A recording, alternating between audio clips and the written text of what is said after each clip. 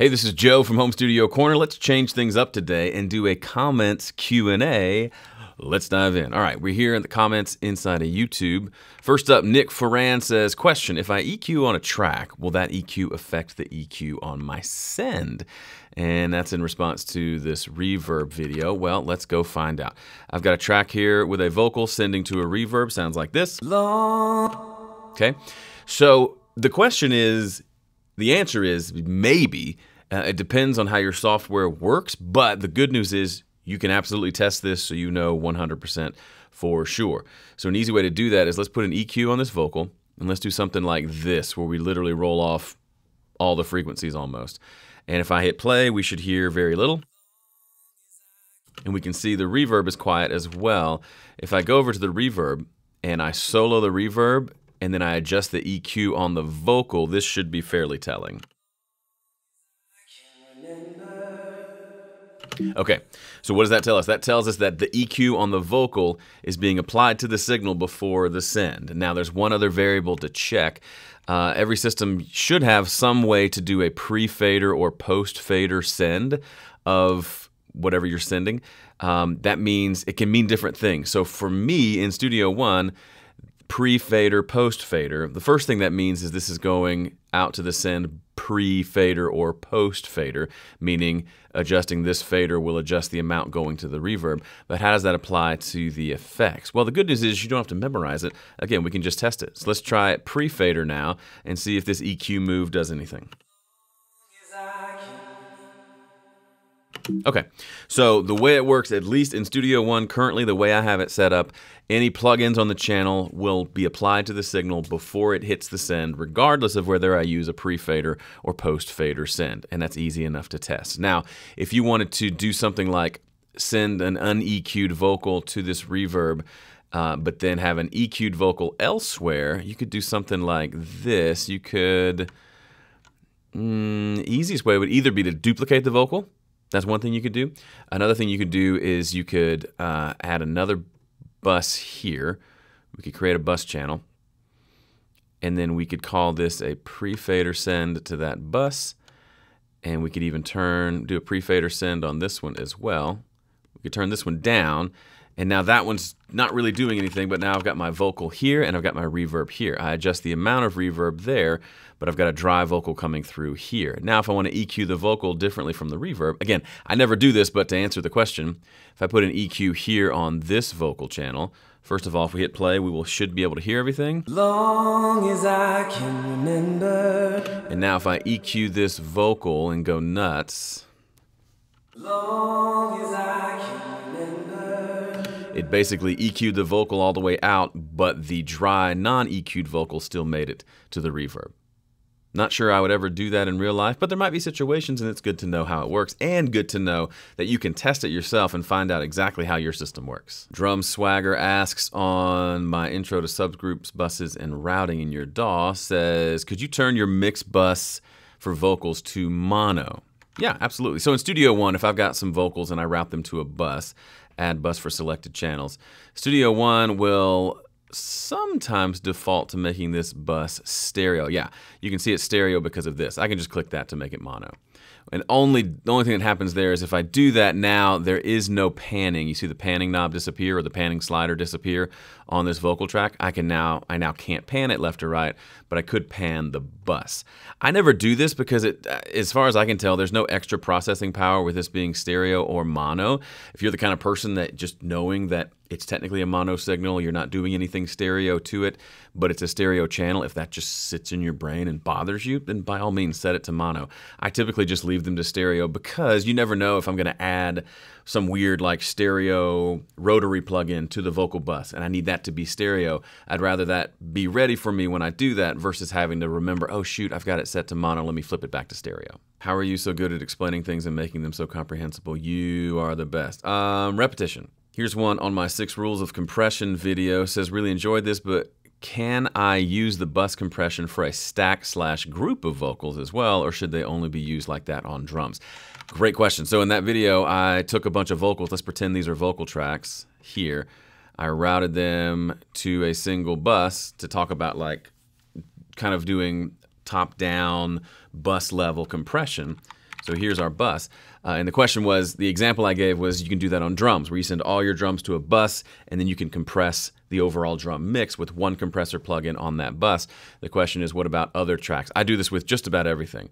If I've got several vocal tracks going to a channel, I will put a compressor on there if it needs it. Background vocals will get this. And sometimes if I've got multiple lead vocals, like a lead and then a couple of doubles of the lead, I'll put them all in the same group into the same bus, and I'll process them mostly the same. Sometimes I'll EQ the doubles to be a little thinner so they don't compete with the lead, but I do that a lot. I'll probably, arguably to a fault, but it's worked out well for the most part for me. All right, here's a question on my how to hear compression on a kick drum video. Mary Fisher says, hey Joe, can you explain the ratio? Why 4-to-1 on some things and 2-to-1 on others? So if you're familiar with compressors, let's grab this one here. You'll know that one of the controls you have on a compressor is the ratio, and this will essentially cause it to have more or less compression if everything else stays the same. So if I have some compression happening and I turn this up, there will be a little bit more compression. But it's a little tricky because I could also just increase the amount of compression by lowering the threshold or even increasing the input gain into the compressor. There's multiple ways to do that. I could even lower the attack time. That's going to create more compression. You're going to see more gain reduction happen on the gain reduction meter. So for me, whether I increase the ratio or increase the input or decrease the threshold, they're all, in my head, I know they're technically not doing the same thing, but they're kind of doing the same thing.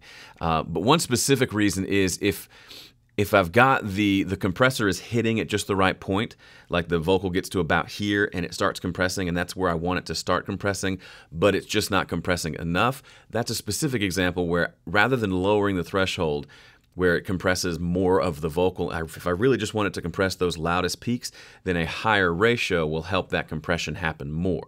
Because if you get up to, some people say 4-to-1 is essentially limiting, but if you get up to 20-to-1, it is behaving almost like a limiter, which means nothing's really going to get past that ceiling that you set. So those are instances for de-essers, I'll use something like a 20-to-1 ratio, and for a vocal where there's just some loud parts I want to tame down, but I don't want to compress the rest of the vocal, then I'll usually use a higher ratio setting to have it kind of slap that vocal back down. Dave says, Joe, what do you use the index card box for? I'm always tweaking my system for how I like journal and productivity, and I've got dozens of notebooks. And so I mess around with writing things on cards and doing kind of a thing that way. I'm not sold on it yet, but it's been sitting there for months now. So there you go. Got a few questions on my fatter kick drum video, which is a really fun video. It says, does it make sense to pick a frequency that's in the key of the song? Like if the song is in the key of A, set your tone generator to 55 hertz. So if you missed it, that video is about how you can create a sine wave. Let me show you a sine wave generator that is tied to a gate that is side chained off of the kick drum track.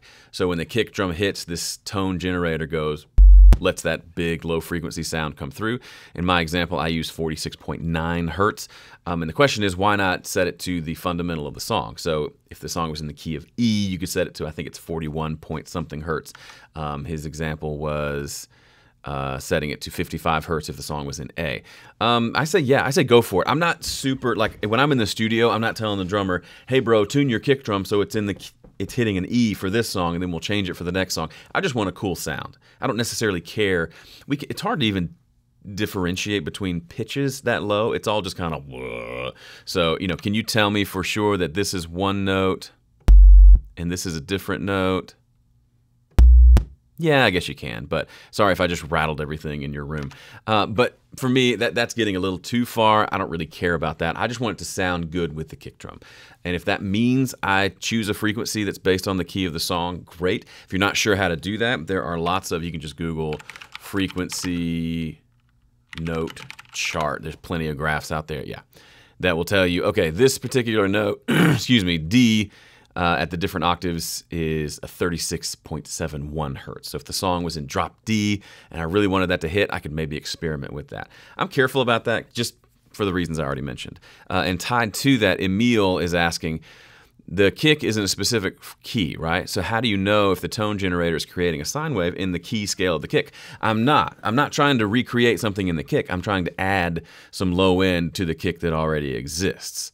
So I may, in that example, in that video, if you haven't watched it, I moved the frequency around while listening to the kick drum to see kind of which frequency felt good to me. But it wasn't really about the key of the song. And here, talking about you can automate the frequency to follow the chords of the song or the notes of the bass, I think that is way, way, way too over the top, unnecessary.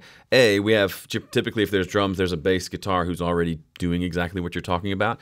And B, we're used to hearing a kick drum having a certain sound. So if that kick drum changes every measure, when the chords change, that's going to be weird. It's going to be hard to get that kick to sit where you want in the mix. Or if nothing else, it's just weird and a lot of work for something that probably most people won't hear. So I say, forget about it. It's one of those that sounds interesting on paper, but in reality, nobody's doing that. Jeff Beloga on my home studio for under $300 video says, for recording acoustic guitar, I have a Martin DCX1E. I think I had one like similar to that. DC1?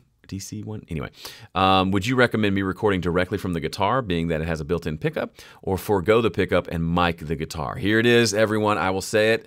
There's a video on my channel about this. I will say this till the day I die. Recorded pickup, I can't even say it right. I'm so mad. DI, direct acoustic guitar, is terrible. Sounds terrible. It is a necessary evil for performing live. I do it every week. At my church, I plug that guitar in. It just is what it is. It sounds okay. Always and forever will I prefer to record a guitar with microphones. It is a beautiful, complicated instrument with lots of harmonics and things that you just want to be able to capture. You can't capture that with a pickup. Now, there are nicer pickups like the LR Bag system, the one that has the microphone and the DI, and those can sound really good. I'm always open to the fact that maybe one day I'll be wrong and the pickups will be that good, but every time, and I've done over 300 critiques over the years for people, and whenever they use a DI guitar, I can pick up on it right away. I hear it immediately. It sounds plastic. It sounds fake. It does not sound like the instrument. It sounds like an approximation of an acoustic guitar. Never sounds good in the mix. The only exception was someone sent me a mix once where they had a bunch of microphones and they recorded the direct and blended between them, and that was cool because it gave this extra punchiness that maybe the microphones weren't getting. That will be my one asterisk exception to this, but otherwise, if you're only recording via the pickup, I say stop it, get a microphone. It's worth it. It takes effort, but to go just direct once I've given you this advice would just be lazy. Faye Wild on my 3 Rules of EQ video says coffee or tea. Most of the time coffee, but as it starts to get cold, I do get into a tea phase. Good question. Gavin says, what software are you drawing in? Okay, this is on my iPad. This is with an Apple Pencil. This was an app called GoodNotes. Again, I tried to make it my everything system, but I just can't. I can't quit you, paper. What about connecting a preamp to your PreSonus digital mixer? So this is a video about external preamps. I do have preamps connected to my studio mixer. If I don't have the camera over here, but I've got 4 channels of preamps here, and I've got them running out of the line output of those preamps into one of the line inputs of this mixer. Which means if we look at the back of the Studio Live back panel, there we go. You can see some of the channels back here. Come on, there we go. Some of the channels are just XLR inputs, and others have a mic/line input, which means I can plug a 1/4" cable in the middle, and it'll know that it's a line input. So it bypasses the regular mic pre and just has a trim knob. But if I plug an XLR in, then it knows that it's a microphone. It's kind of cool. I can see it change here on the board. When I plug an XLR, it says mic in. When I plug a 1/4", it says line in. Like it just knows and it senses it. So yeah, that's the way to do it. All right, final question for today from Bob Miroff on my How I EQ Acoustic Guitar. Hint, it's 3 cuts and a boost. The question is, with recording acoustic guitar videos, I'm assuming you're using a preamp. Can you talk about how the preamp makes a difference to the sound? Yes. So just mentioned, I've got a rack of mostly tube preamps over here that I will use in recording, but I'll give you a dirty little secret. Most of the time lately, probably laziness, possibly because I work for PreSonus now, I record most everything through the preamps on my mixer. Like the voice you're hearing right now is this Roswell Mini K47 microphone into a preamp. If I look at it, I've got tiny little bits of EQ, and it goes into a limiter before you hear it. So that's it. This is the sound, and this sounds great. I do lots of, just the other day I recorded a guitar vocal with this microphone, just one mic, guitar and vocal. Sounded pretty great.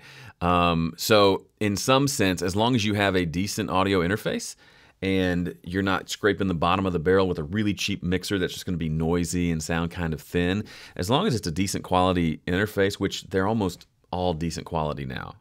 They're all kind of using the same chips and circuits, I imagine. I'm not sure, but you can get a good recording that way. Now, nicer preamps is kind of the idea of playing a good, solid acoustic guitar versus a really nice acoustic guitar. It'll be more of a felt difference in addition to one that you can actually hear.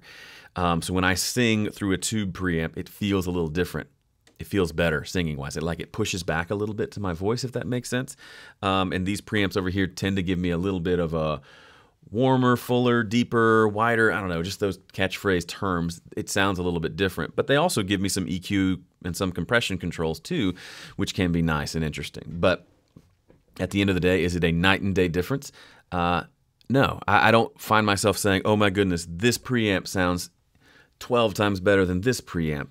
Sometimes I prefer the cheaper one given the situation. So while I love my preamps and I should probably use them more, I feel like they fall squarely in the nice to have category. And by all means get one and experience it for yourself. But it's not going to be the thing that the day you buy that preamp, your whole world changes. Most likely everything you do will improve a little bit. And that's the game we play. We improve things. We get better. We improve our gear. We get better, we improve our gear, and it's kind of that dance. And there's usually not a big leap, like I suck today and tomorrow I'm amazing. It's probably just I'm a little better today than I was yesterday. Now I'm to a point where I can hear that my gear doesn't sound super great, so maybe I upgrade a little bit here.